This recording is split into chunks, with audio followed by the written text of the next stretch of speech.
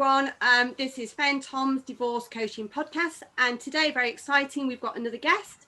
And again, it's all our theme of new year, a new life and fresh starts. And something very close to my heart, we're going to be talking about domestic abuse, domestic violence, the awareness, what's been happening around COVID.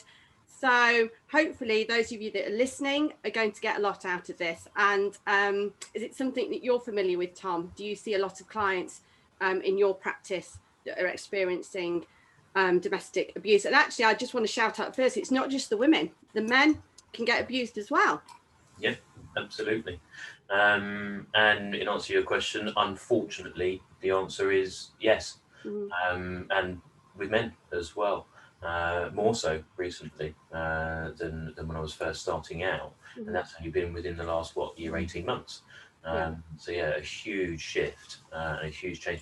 But also, again, we've said about this before. We said about it just before we start recording. But the reason that we do this is to bring out those topics, those subjects, those stories, those experiences that a lot of people aren't talking about, and bring them to the forefront, the limelight, to get talking about these issues, so that they aren't swept under the carpet, so they're not ignored, and that people find the resources and the support and the help, and then hear inspiring stories like our special guest today, which I'll let you introduce, Faith. Because...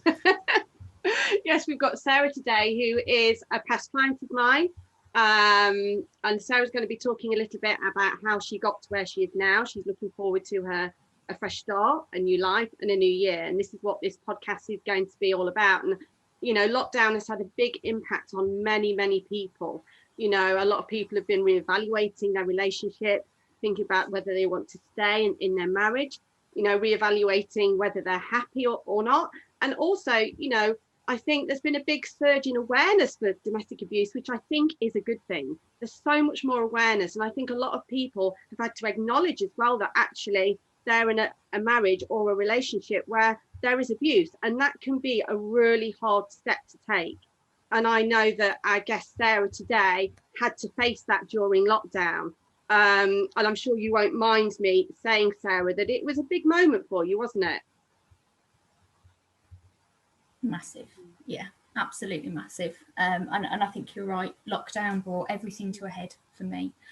I'd been going on for years, if I'm brutally honest with myself, being unhappy in my marriage. I agree with what you've said about awareness of domestic abuse situations being raised recently, and I think historically you think domestic abuse, you think a black eye, you think a punch, a hit.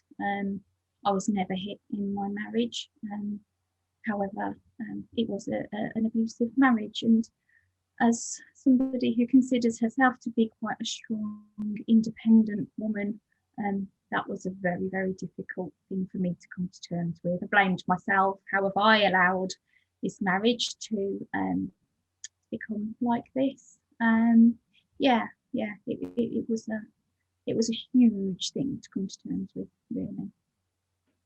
And I just want to say, before we get into this podcast, that, you know, I kind of salute you, Sarah, for having the courage to come on to this podcast to talk about it, because a lot of victims don't feel strong enough to talk about it. They don't feel strong enough to leave a relationship or their marriage, and they don't feel strong enough to even get to that point of acknowledgement, which is like the first step, to acknowledge that things aren't right, to acknowledge that you are being abused is huge.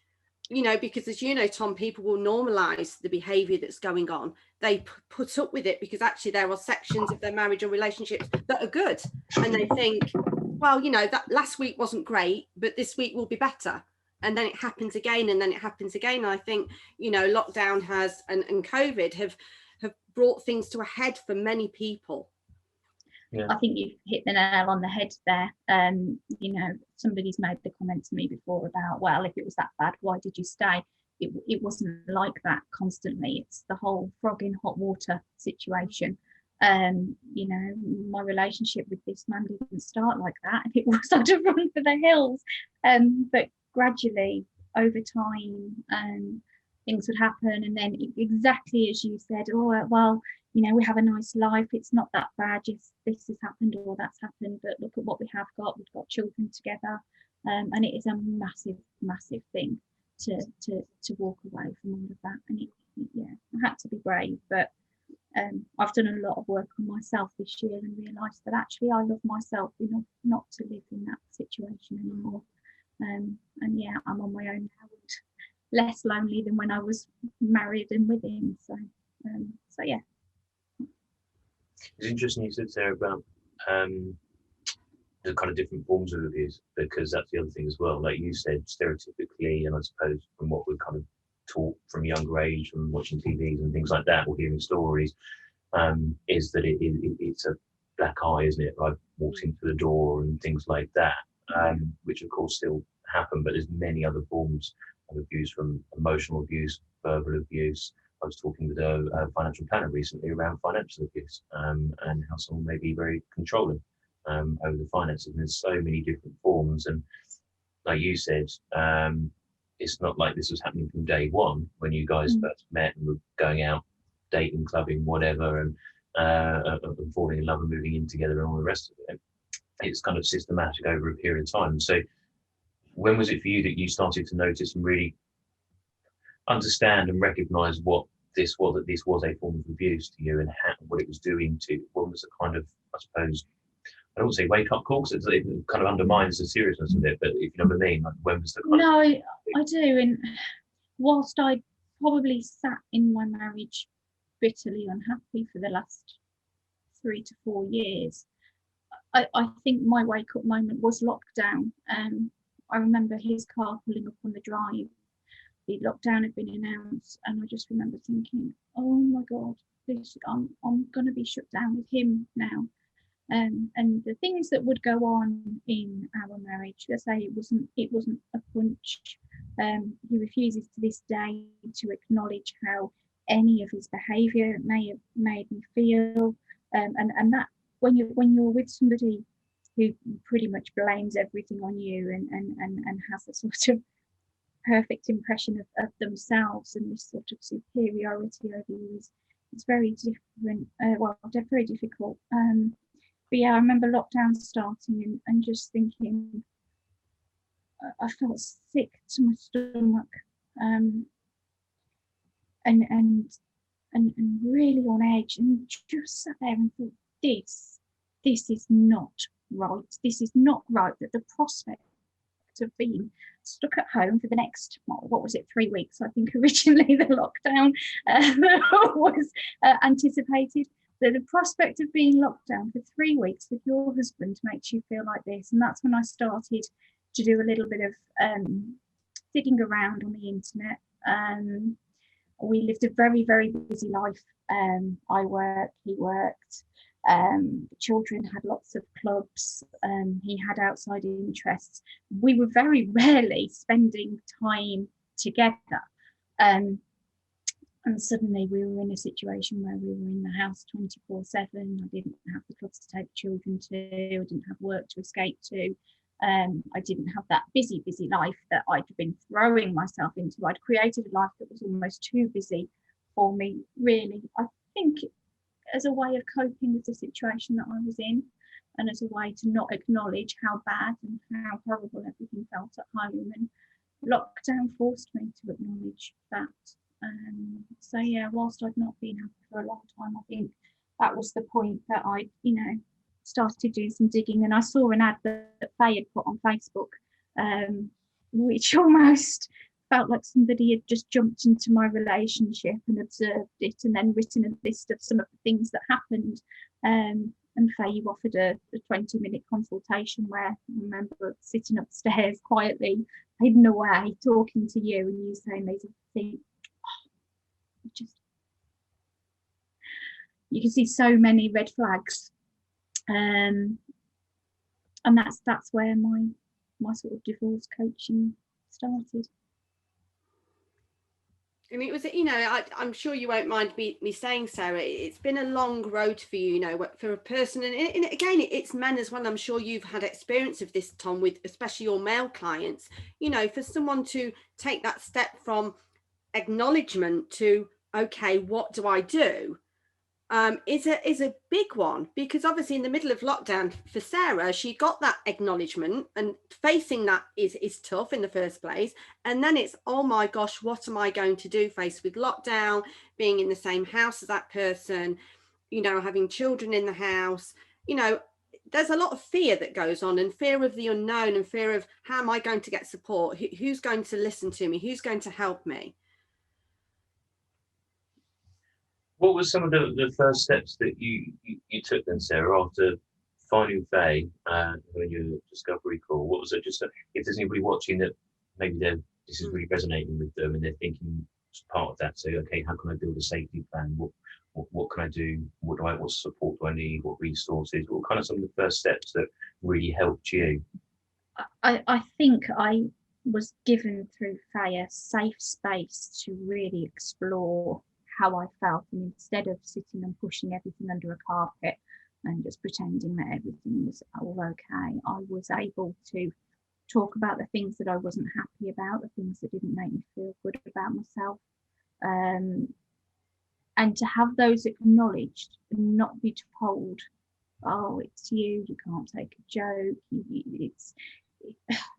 There were so many things where it would always, if I tried to speak to him about it, it would be sort of just turned round and used against me. I would claim things, I would perceive things. He would never sort of acknowledge or give any weight to how I felt. And to have somebody who would say to me, do you know what, that's not okay, you're okay to feel this way about this, was really the first part of me being able to explore how I really felt. And I spent a lot of time trying to work out what I wanted, because I think for everybody, but for me particularly, I was very busy in my life, and I wore a hat as a wife and as a mom and as a daughter and as a friend and as this work person. And actually lockdown gave me the opportunity to sit and try and dig myself back out again and decide, what did I want, what did I deserve, what did the girl inside need, where had she gone? She'd got completely lost along the way. You know, motherhood is all encompassing, and it just gave me a chance and a safe space with Fay, I say, to talk about how I felt, and I suppose just to be reassured that actually I wasn't being unreasonable for not wanting to be treated like this, for not wanting to be felt like this, not wanting to feel like this. And then we had quite regular sessions, really, where it took me a long time to reach the point, as we refer to it, as jumping off the cliff. There was a part of me that thought, you know, what else can I do to save my marriage? I have 2 children, you know, we have a nice life. Is there anything else that I can do? But I think during my discussions, I was able to sort of identify that really there was not much else that I could do. There's only so much that you can do to meet a person and to try and salvage things. And actually, I'd reached the point that I didn't want to do that anymore. And it's worth just sort of telling anyone that's listening, you know, when you face that acknowledgement and thinking, right, what do I do next? What comes with that is this huge lack of confidence. Your self-esteem plummets because you think you're not good enough, you're not worthy, you don't deserve to be happy. So all of that actually holds you back from doing from what you should be doing. So a lot of the work that I did with Sarah was to try and help her see her self-worth and to build that up. And like she said, you know, she was a mum, she was a daughter, she was a wife, she had a job. It's actually putting herself to the top of that list and try to be selfish. You know, when you're a victim, you don't want to be selfish. You don't think it's your right to be selfish. But actually, a lot of the work we did was based around that. And I think you, Sarah, you found that difficult at times, didn't you? To actually think that you were worth something. Oh, I did. My self-esteem was absolutely in shreds from years of having that sort of knocked down by him, really. You have your opinions dismissed a lot, and when somebody talks down to you and humiliates you in front of people and constantly criticises what you do and how you do it, and doesn't allow you an opinion that makes you feel like you don't matter, makes you feel like how you feel doesn't matter. And I threw myself into being a mom. I threw myself into doing things with the kids, and so on the surface we had this lovely happy life, but underneath we really didn't. And that was probably more than half my battle of leaving him, was getting myself mentally prepared to do it. Finding you again as well. Yeah. And I think that's kind of a real poignant point there that you both kind of made. And likewise, I've found this with the number of clients that I've worked with in similar scenarios, and it's where you said about like your opinion doesn't matter and you're constantly kind of belittled. You end up feeling quite isolated from other friends and family. You find other focuses, whether it be kids or work and things like that. There's no equality in the relationship. There's somebody else taking all of that control, which is just constantly berating you and pushing you further down. And so the first steps really are really finding you again, aren't they? I suppose, and finding your confidences, your self-esteem, your self-belief. Getting rid of those limiting beliefs and limiting decisions, helping you understand what it is that you really want and who you really are, and where you've got that strength to be able to make the changes you want. And for anybody that's maybe watching this thinking, well, I can't do that. You can. Anybody can. Sarah, you've done this in the middle of lockdown and a global pandemic.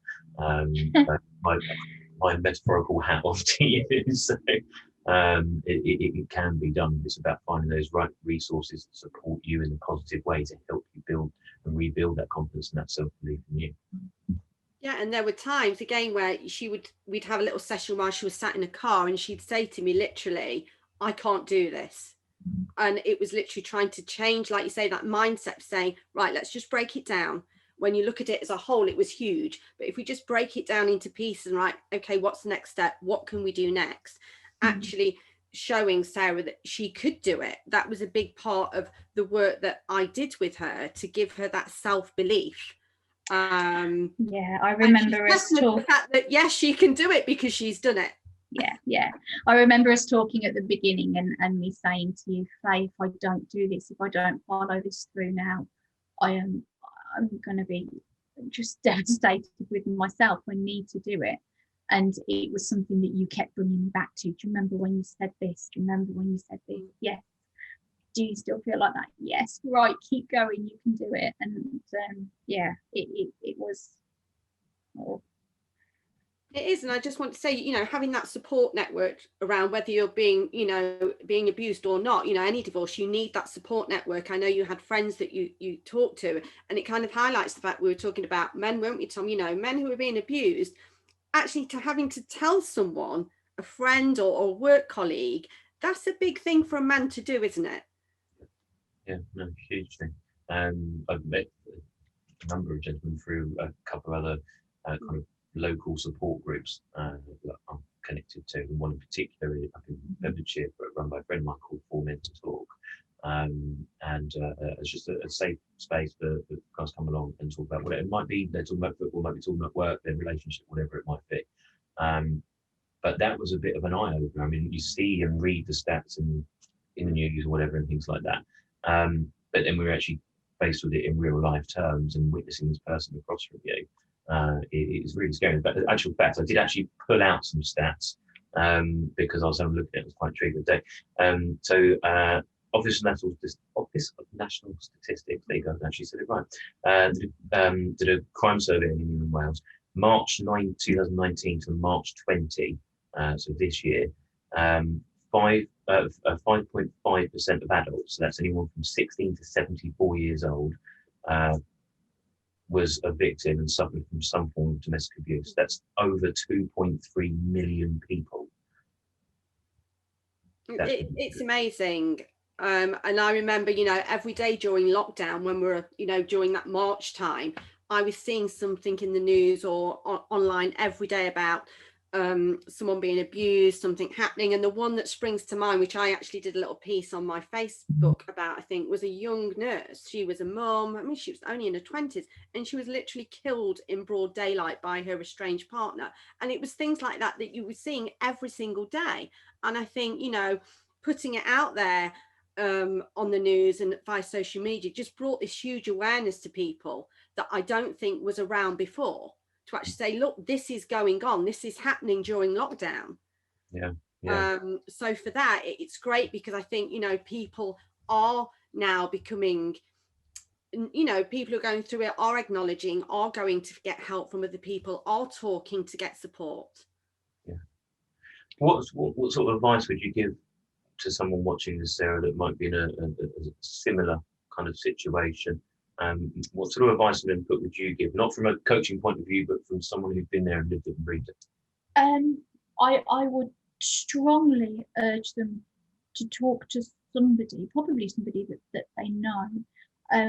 What amazed me was how every single person that has since found out about my relationship ending has not been shocked, has said, oh my goodness, can't believe you finally done it. So many people could see what was going on. And when I started to confide in people, it's having that confidence of, it's not in my head. This isn't just me not being able to take a joke, or me, you know, with the sort of the issues, if you like. When other people can see it, it gives you a little bit more confidence in yourself. And I've been very, very fortunate. My family and friends have been an absolute tower of strength. There are some amazing resources on the internet now, and I would just say, listen to your gut feeling. Talk to people. That's the first stage, but listen to your gut feeling. And if you really feel that it's not right, the chances are it absolutely isn't. Yeah, and I think it's good you said listen to that gut feeling, because I'm sure Tom does as well, but I have a lot of clients who are telling me this is going on. I know it's not right, but I'm not quite sure what it is. Mm-hmm. And they need someone just to kind of suggest that maybe it could be abuse. Mm-hmm. You know, and that is the first step, you know, talking to friends and family where you can be supported and feel that you're not alone. Because I think a lot of victims feel so alone. They feel that guilt, they feel that shame, they feel that fear. Yeah. And especially if they don't know what to do, they maybe don't want to leave a relationship or a marriage because of children. And I know for you, Sarah, that was a big thing. I know you carried a lot of guilt for your children, and, you know, they were always at the top of, you know, as long as the children are okay. Yeah, definitely. They're the reason that I'd stayed longer in that relationship, if I'm honest. I think I said to you, if I hadn't have had children with him, I'd have been out there a couple of years beforehand, because I really didn't like the way that he spoke to me. However, when you're a mom, it's not just about you, you know, it's the children and the upheaval. Was that something I wanted to put them through? Well, it turns out after a lot of thinking that what I didn't want to put them through was living in a home that felt like that anymore. The hostility in that house was massive. There was conflict all the time. We were all walking on eggshells, and I decided that wasn't what I would choose for my children. Yeah, they're a little older than my children. They're not tiny. They're still children, they're high school age, but they've accepted things a heck of a lot better than I thought they might, and spurred me on in some ways. They could see some of the things that were happening. They're not silly. They know more than I think we ever give them credit for. So if that's a worry that somebody has, it was my biggest worry. I was worried I'd lose my children over this, that they'd decide mom was the bad person for leaving dad, and that they'd stay with dad, and I wouldn't see them very often, and that couldn't actually be further from the case.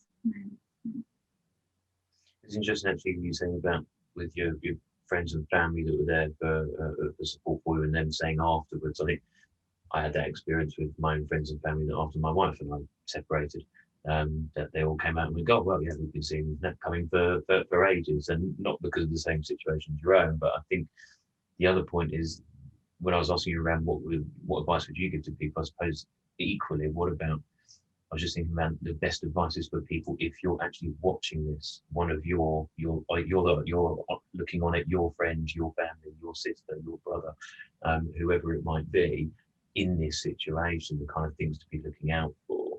And I was just thinking around where you've mentioned around like those feelings of guilt and that it's your fault, and you take on a lot of this blame, don't you? And what can I do? What can I try and do to make it better? And all that pressure being put on you, and you make up. Again, I don't really use this word, but I suppose it's the most simple one. But you kind of make up a lot of excuses to yourself to project to others, don't you? That everything's okay. Yeah. So if you are seeing this, in recognizing maybe some of these situations with your friend or family member that you think they might be in the situation, it's also very important about how you approach the situation with them to help know that they have support. It's not a finger pointing of, right, he or she's this, that, and the other, and everything like that. It's about helping them understand that there is support, there isn't there about that you can always come to me, I will always be here, helping you to acknowledge the situation as it is, because you can't get someone else to come and do it for you, can you? You do need to be able to build that strength yourself, to recognise it, to be able to say, right, I'm not putting up with this anymore. Yeah, and I think that's really important. I think there's a bit of a stigma, isn't there? Oh, you don't poke your nose into somebody else's business, or I wouldn't say something because it might cause trouble and ripples. And but yeah, I think somebody just knowing, do you know what, we can see you, and we're here if you want to talk about things. If I'd have had that conversation 3-4 years prior with somebody, things might have happened sooner for me. I don't know. But I was just amazed at every single person that now knows, could see a mile off how things were between us. And I thought I was doing a really, really good job of hiding it all. And everything's fine. We'll plaster the smile on, and we'll go on our summer holidays, and we'll pop some photos on Facebook and gloss that over. But no, it's quite apparent to a lot of people. So yeah, just somebody having that conversation to just say, I'm here. If I say it has to come from that person, it can't come from anybody else. It can't be suggested. But yeah, the support of friends and family for me has been incredible. I couldn't have done it without them. But in the same way, it was nice to have Fay to talk to, because I didn't have to be anybody but myself with Fay, and I could speak quite openly and candidly about how I felt without risk of offending somebody or upsetting somebody or telling people more than I wanted them to know, because you don't want to worry your friends and family as well. So yeah, it's a combination of support for me, really. And I just want to mention as well that obviously the work that I do with clients, both men and women, around abuse, people would sometimes just want someone to talk to. They don't want to, they're not at that stage where they want to leave. They're not at that stage where they want to take the steps to get away from their abusers. Some people just want to talk, and they just want to get it off their chest so that they have someone who listens in empathy, that understands them. Because a lot of clients that I have aren't ready to take that next step, and it's allowing them to make that choice, saying it's okay just to stay where you are, but I think with you, Sarah, I think there was a little bit of indecision about what you were going to do at the beginning, and then something happened. There was a bit of a pivot point, wasn't there, where you said, I can't do this anymore. I can't try and glue everything back together. This is not going to work. Yeah, and I didn't want to. I'd reached the point where I'd acknowledged, this isn't right. I'm not happy. I deserve more, and I love myself enough not to put up with this anymore. And once I'd acknowledged that, that's when my strength started to grow. And you need it. It's a hard thing to do, but worthwhile. And it's funny, I'm thinking, at the beginning of this year, would you ever have thought that by the end of this year, this is where you would be? No, not at all. I've probably spent the last 4 or 5 Christmases thinking, oh, is this it? is this maybe next year will be better? And this year I didn't have that. I had a fabulous Christmas with no conflict, no hostility, and yeah, it was yeah, I'm proud of myself. It's been good. And how about the new Sarah and the new life? So now that you've been through that, you said earlier on you were making comparisons, saying about like you make the excuses and you've got a nice life and you've got a nice style, lifestyle, nice home and those sort of things. But how has that all now changed, and how do you look back at that? Because I remember when I was married, my ex-wife and I, we had quite a substantial, nice family home in this really lovely private gated road and all the rest of it. We had a really lovely lavish lifestyle, and that completely changed when we separated, not divorced, and we moved. Obviously, both had to move to much smaller houses, etc. But I found that I've never been happier, and actually, it was the lifestyle bit and some of the stuff and the rest of it that we kind of feel like we're supposed to be doing for our kids and projection to everybody else and even to ourselves, that actually that wasn't the bit that was making me happy at all, and what was making me happy was something else. I mean, and how are you feeling now kind of going through that process? Because you said before we got on the call that you've now got your own place and you've been moving forward quite on some big drastic steps. So how's that been for you? Yeah, it's I'd say we were in quite a similar situation to you, really. A big house, nice cars on the drive, a couple of holidays a year. But part of my reflection this year has made me realise it doesn't matter what I'm driving. When I was in lockdown, my nice premium car sat there for 16 weeks like everybody else's did. So that went so that I could afford a mortgage on my own. And I now have a house that's tiny but beautiful, perfect for me. I'm absolutely and totally in love with my home. The car that I drive now isn't anything like the car that I was driving, but I'm completely and totally in love with that because that's brought me back my independence, and has come with a side portion of my dignity and my self-respect and all of that sort of stuff. So it's not how big the house is, it's how happy the home is. That was a saying that I heard, and for me that couldn't be truer. I feel excited about what my life might look like, probably after the next lockdown, but yeah, and I can't tell you the last time I actually felt excited about life. It's certainly not been in the last few years. So there's still a lot of work I need to do on me. I still need to, I feel, find the real me and learn how I want to be. I need to spend some time doing that. But yeah, my focus has changed completely. It's not about material things for me anymore. Presents, the E at the end over presents, TS at the end. In terms of Christmas, your kids, they just want to see happy parents, I think, and have good quality time with them. So yeah, definitely changed my outlook on a lot of things. And have you dealt with the co-parenting? Now you're in your new house and you're doing all of this co-parenting. How has that been going, Sarah? And have you had any kind of little bumps in the road that you've had to navigate? Well, I suppose we're still very early stages in that. I've not been in my home very long, probably 3 to 4 weeks. And our parenting styles are very, very different. And they always have been. And that was some of the cause of the conflict between us, because we have very different ideas on how to parent the children.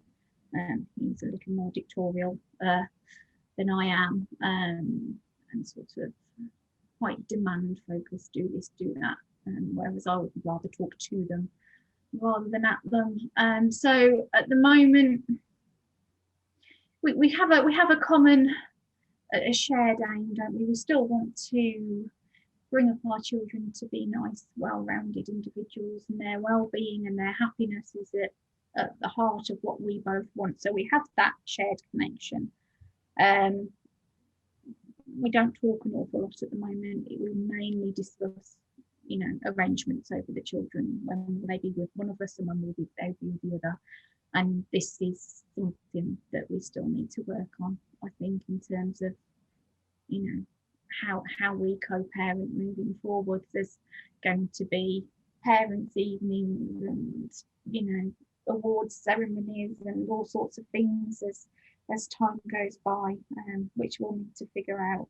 And I haven't got that far yet, really, towards thinking about it. But yeah, I think it will be challenging in a way because of our difference in opinion on some things to do with parenting. But that's nothing new between the two of us. So. Yeah, and I know me and Tom talk a lot about co-parenting and the struggles and the things you do for your children because you want them to be happy.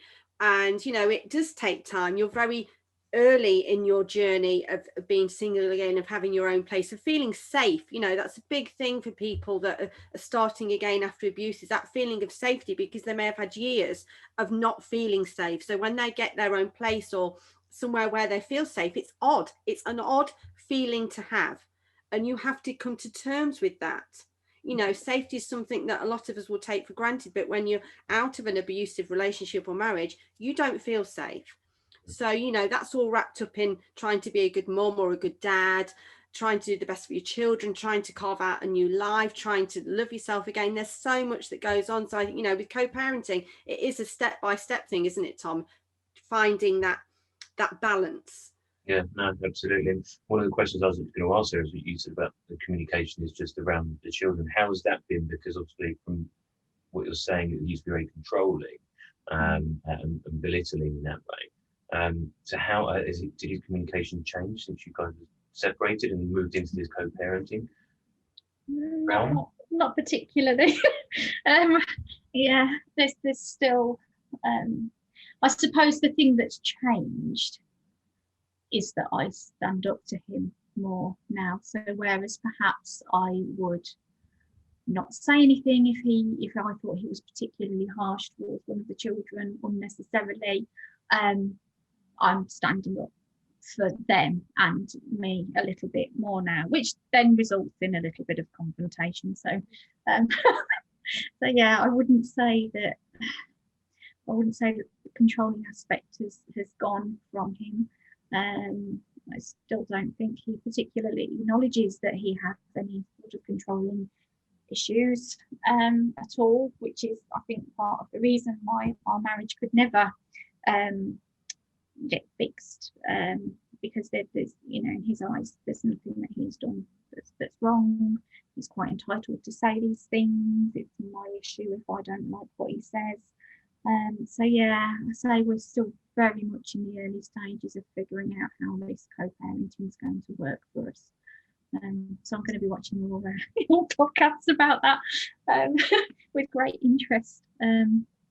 Yeah, I don't think it's going to be the smoothest of rides, but I feel more empowered now to be able to speak my mind with him, and I have my safe place. I can shut the door. I'm not under the same roof as him anymore, and that for me has made a big difference in how confident I feel in being able to challenge him a little bit, I suppose. Yeah. No, I had a client that earlier on this year, a gentleman, and one of the first things that he said, similar to you, one of the first things that he said that he noticed a big difference was that it's some of the littler things that he now felt like he could actually go to bed at night where he didn't have to put his car keys and his wallet and his phone under his pillow anymore because they might be taken by the next morning.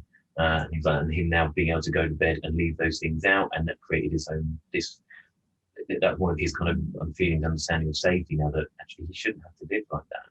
And that he can actually, and he's been able to build up a lot more confidence, a lot more strength, and like you, he's able to now still receive a lot of the same communication he did before, but he manages it and has a much better coping strategy for it now, and his own strength to not have to deal with it all the time and be under one roof, like you said. So that's really important. And how obviously you've got children as well. How you mentioned before how they've done really well and how they've coped really well. But how's the relationship as well between both parents? They spend a lot of time with both you and with Dad? They're doing alternate weekend with him and then a night in the week. Yeah. My older child is probably forming their own conclusions on our relationship and on how Mum and Dad have behaved. And I don't think they feel particularly enamoured about the way that their dad has behaved, not particularly the last 6 weeks or so before my house went through, because things got very, very choppy, very tense, very nasty, and it was a vile time, those last few weeks before my house went through. If my children had been sort of 2 and 3, they wouldn't have understood the gravity of what was going on and what had happened. But when you have a teen in the house, you know, they're quite entitled to their opinions. I'm trying to encourage a healthy, happy relationship for them to have with their dad. I'm trying really, really hard to be the good mom and say, well, you know, you'll see a different version of your dad now that all of this is over. You know, it's important that you spend time with him and that you build things up. But they've seen things and experienced things that, you know, they have a right to not agree with. I do firmly believe that my children have a voice and that they should be listened to. And so I'm just trying to help them both, really. My older one particularly is a little more frosty towards their dad. Yeah. And that's hard, because what I want to say is, do you know what, you're right. But I can't, because that wouldn't be right, really. That's amazing to hear. I think you're doing a fantastic job in approaching that in such a mature and loving and caring way for your kids as well, because you are a perfect example of someone that is putting their children first. And it's not about you, and it's not about what you think or feel or want to say, but actually it's about helping them to keep fostering that relationship as best you can and to support them. And if they make a decision one way or the other later on in the years down the line from their own learnings, then that's fair enough. But you've been there to support them through that and tried to help foster that relationship. So I think you're doing an amazing job. So thank you.